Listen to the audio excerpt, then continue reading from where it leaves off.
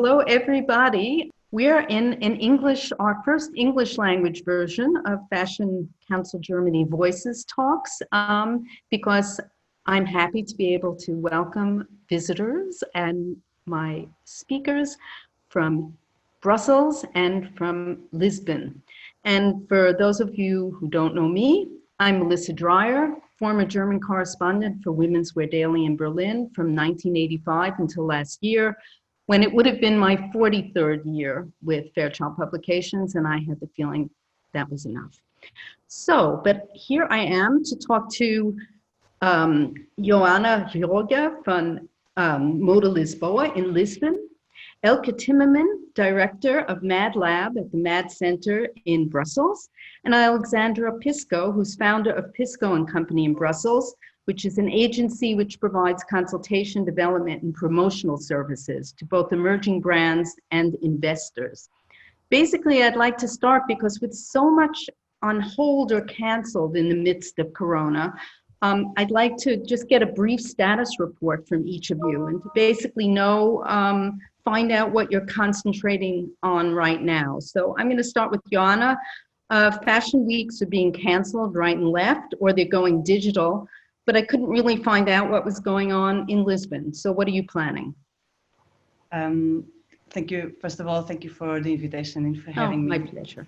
At the moment, everything is changing, of course. And in Lisbon, as in other cities of Europe, we are spending this time watching the news and really considering everything, all the pieces of the puzzles again, because you really have a feel that the whole industry is having a period to have a big shift and to address the big questions and why are you doing things and how you should, what is the best solution for the future. So we were very lucky, and in March we had, I would say, the last event we did. Our event was just after the Paris Fashion Week, and we were lucky enough to. The virus was just hitting Portugal at that time, and we had a really marvelous event in March. So it is interesting to see, obviously, all the events going digitally at the moment.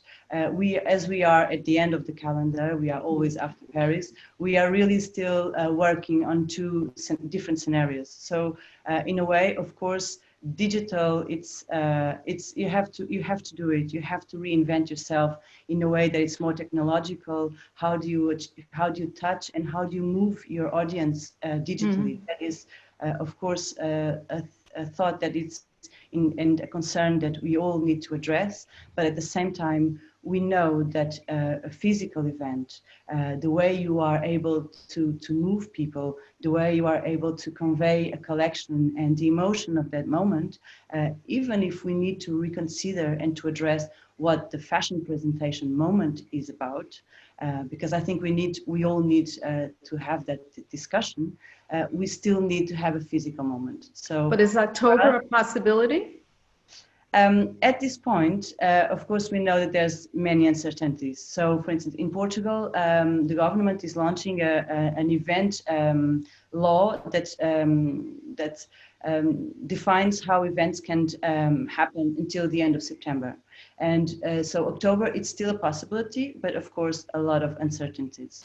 We are really, I think at this point as well, that is something the industry needs to, we all as platforms, as promoters of others, of companies and designers' works, we all need to also convey a message of optimism and constructive. So I think at this point, if we all afraid and we try, we avoid investment because we don't know how things are going to be in a few months, if we all have that behavior, things will really stop and the industry will really get much hurt than what it is at the moment. So for us, we're trying to have a very constructive, very positive input, but of course we need to make decisions as we get along because it's impossible to predict.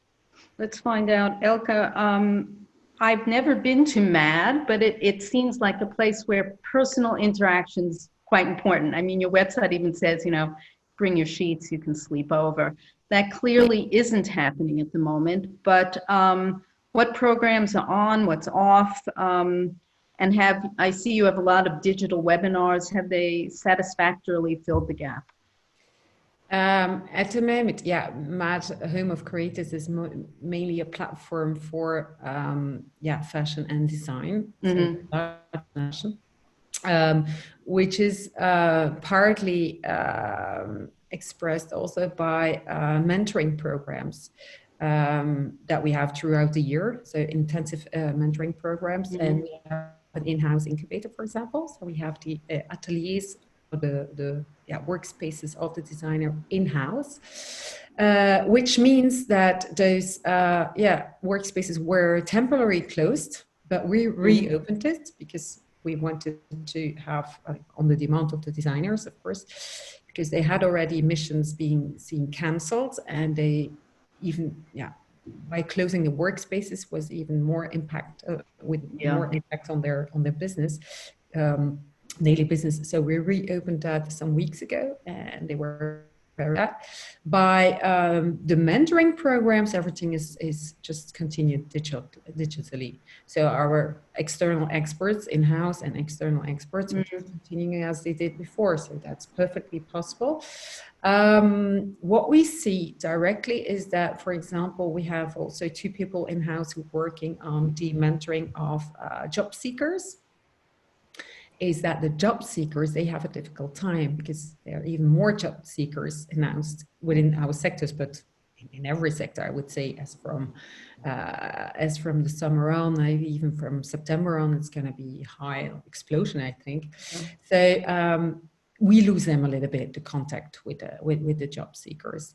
And then what we do a lot is like transforming all the actions we have into most of them into digital versions. So we are preparing already part 2 of 2020.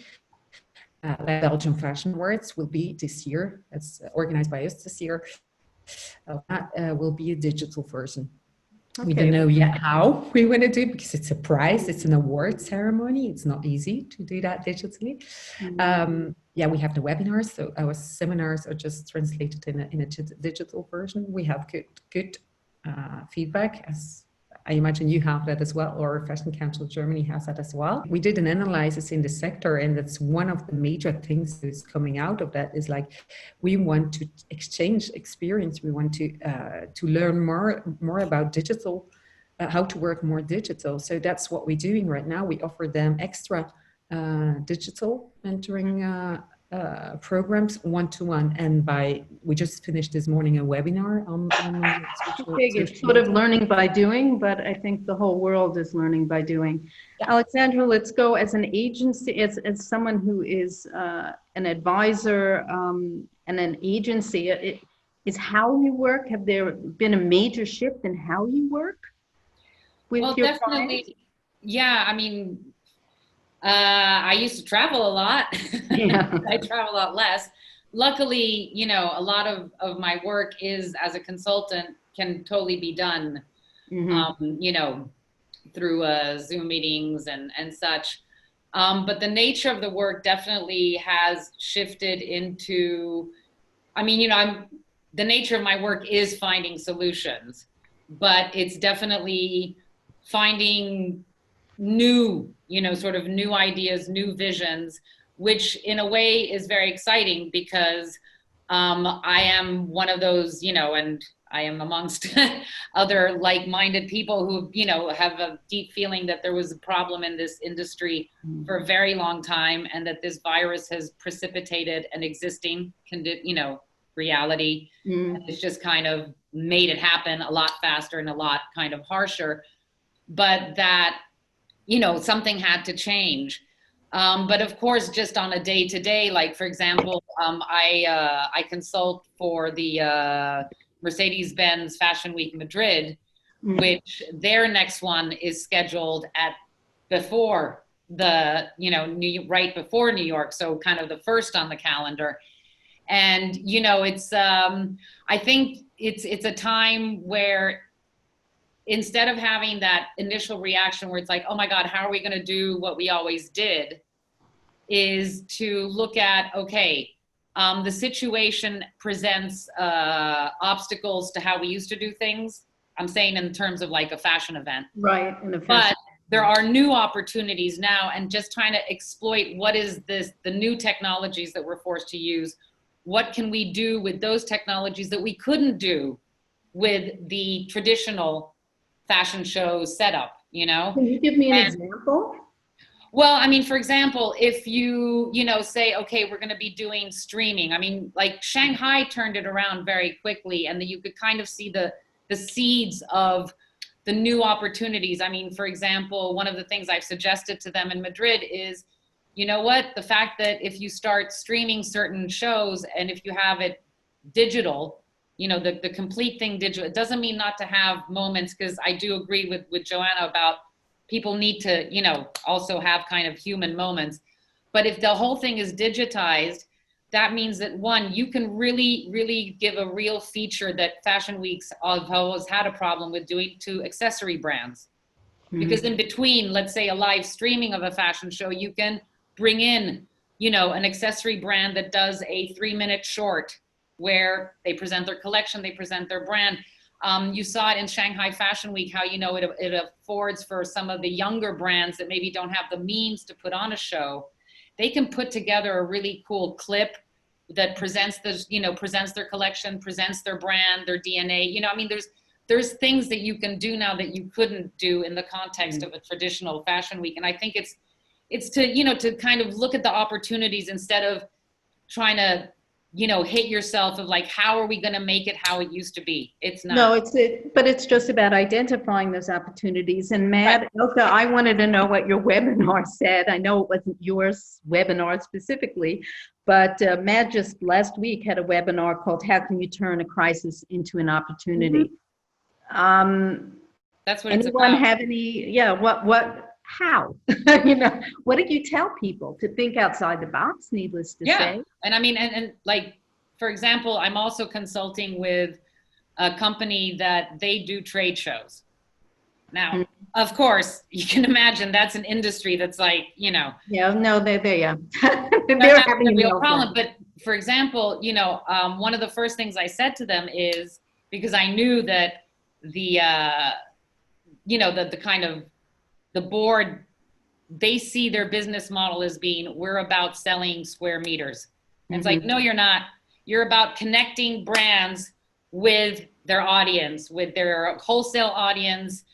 You were starting to evolve to connect them to retail. You know, that is the core of what you do. And maybe you just need to shift your business model of how do you make money. But I think it's a real time for people to get back to what is the core of what you do. And then it makes it easier to see the opportunities, because then you're just shifting your business model, but you're still who you are, you know? Correct. Anyone want to comment on that further? Yeah, I will. I want. Yeah, actually, I think it's the time also for people or for brands to come to themselves and say like, okay, who am I? What makes my story differently from the others? And it's also a moment for them to listen to their customers. I think everybody takes more time to say like, okay, who is my customer? What does he want? And how can I approach him on a digital way in the first place at the moment? And now it's physically in Belgium as well. But how do I reach out to a new customer? And another thing is what I learned from but that's specifically from the webinar from last week, is like, don't make any compromises on your values. Really. Yeah. You are what your brand is, and just dive into your brand and see what do you want to get rid of, but go back to your values. Yeah. So it's time for simplifying as well, I think. Joanna, how do you see it in Portugal? I mean, you have you also are an arm for the industry. What are the challenges they have to overcome at the moment?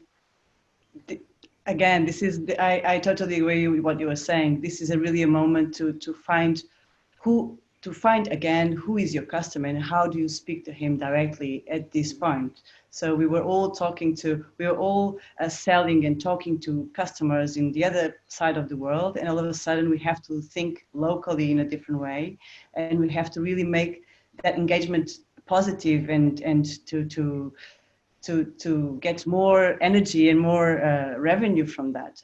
In terms of the industry, of course, the industry in Portugal is having it was having quite a good period, because it is a very responsible, it is an industry that modernized itself, that invested in sustainability. So I would say that the last 10 years have been very important for the Portuguese industry. But of course, we produce for a lot of big international companies. And at the moment, it is very difficult. So they are trying, manufacturers, they are trying to keep a good link with brands and with designers. They are trying to be flexible. So of course, the solutions, I think at the moment, everybody has stock of collection. Everybody is having wonders how they're going to deliver a new product, when it's going to be on store, how is the whole, how are we going to restart after this hold moment that we're living on. And I think the industry is really trying to understand how the whole thing is happening, and how they can go back to manufacturing in a stable way as quickly as possible. It is very challenging humanly as well. I mean, the Portuguese industry is mainly made of family businesses, some of them quite big scale, but family businesses. So of course, there is a social responsibility in this process.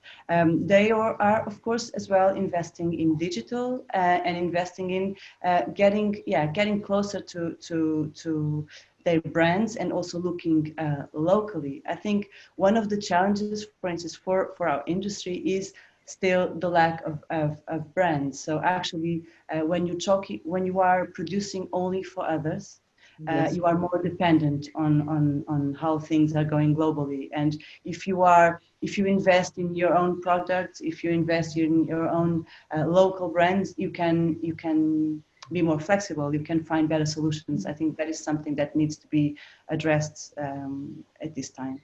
Yeah. I mean, one of the more exciting bits of news this past week was about the consortium that Dries van Noten and the CEO of Lane Crawford and the CEO of Altazura got starting. They're not alone, but we've all known that the calendar's a mess, or the calendar makes no sense. Yeah. And with fall going to be late anyway, that, okay, this is an opportunity to basically go back to what I grew up with, when was stuff in store, and did this make sense, and it felt better. And I tried telling younger people, if you need to wait, you might actually enjoy it a little bit more.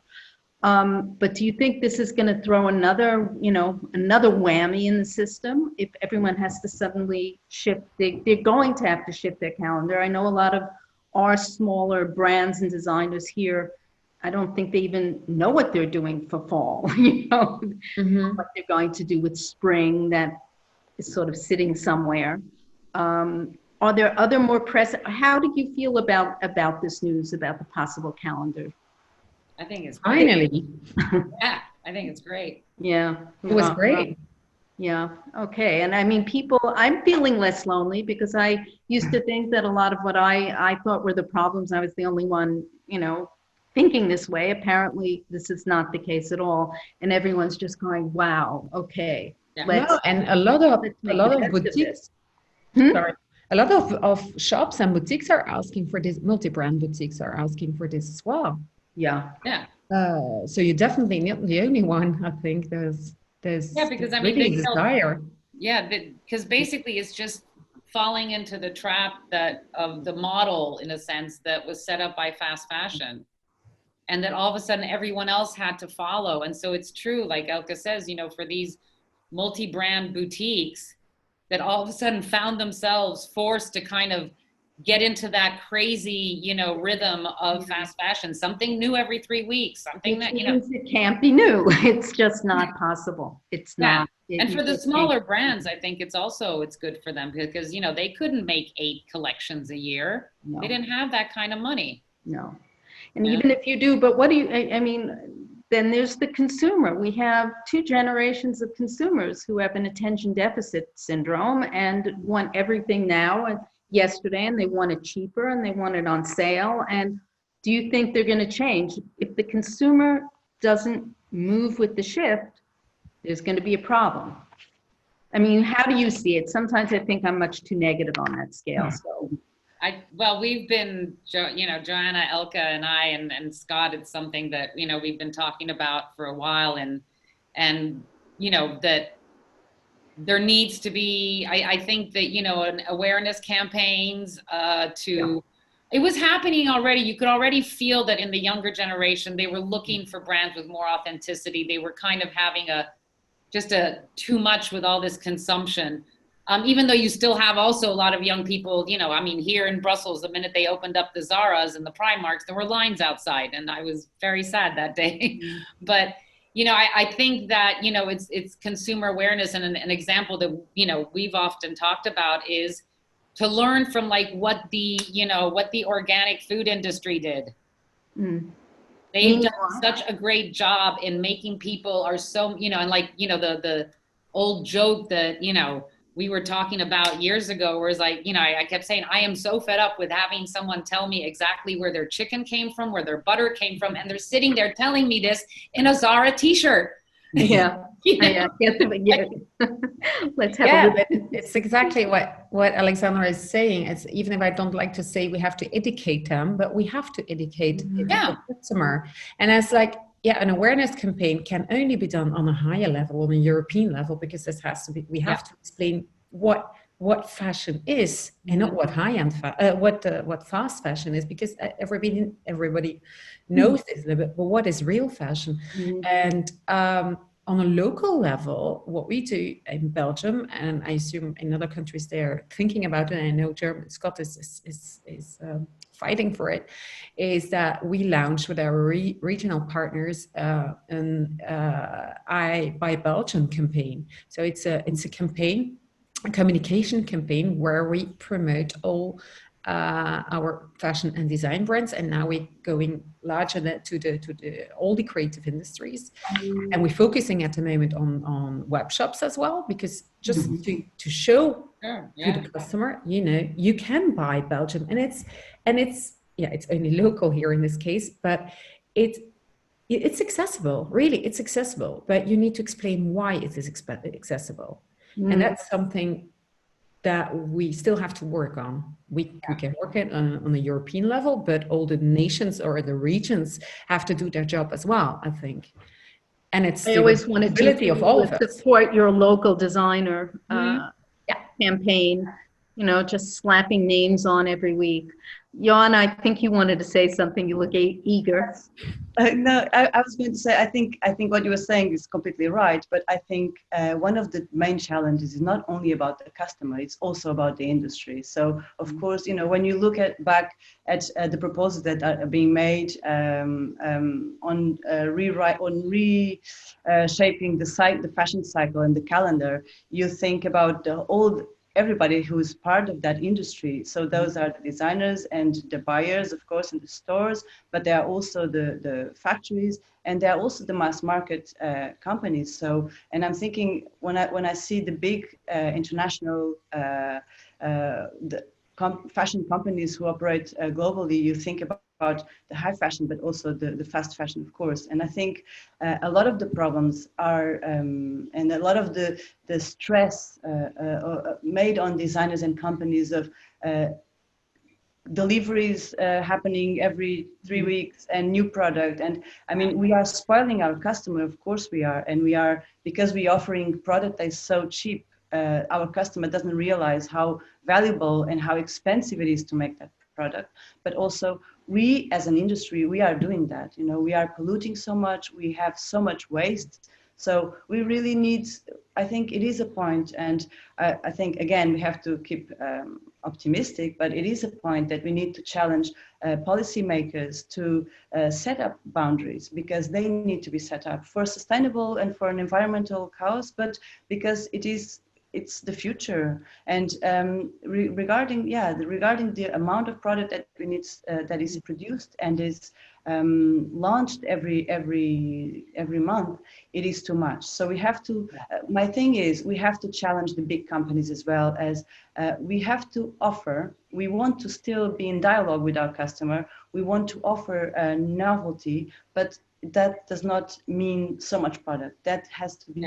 We need some economic brilliance to come up with a way to produce less and stay in business and be healthy. And we haven't even discussed sustainability, but no, sustainability, I mean, that's the mother of all crises, and it's with us, and it's not going away. So the question is, some people think coronas actually might be good for this, for awareness of environmental problems. The other people think that the consumer and governments may just be tired out. You know, by the time one emerges saying, oh no, don't make us think about another crisis. But Jane Fonda, for one, says no, she's optimistic that we're already seeing that there's been some improvements, and also seeing that it's people who are creating the problem in their ways of acting and operating their businesses and operating as consumers. And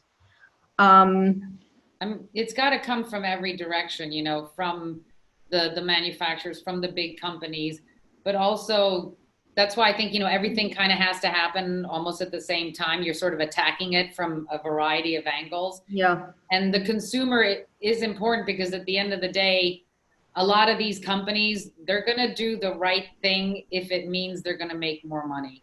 They're going to do the right thing if it maybe means they stay in business. Right. So if you've got a consumer base that is evolving and is now questioning, where's my t-shirt made? How is my t-shirt made?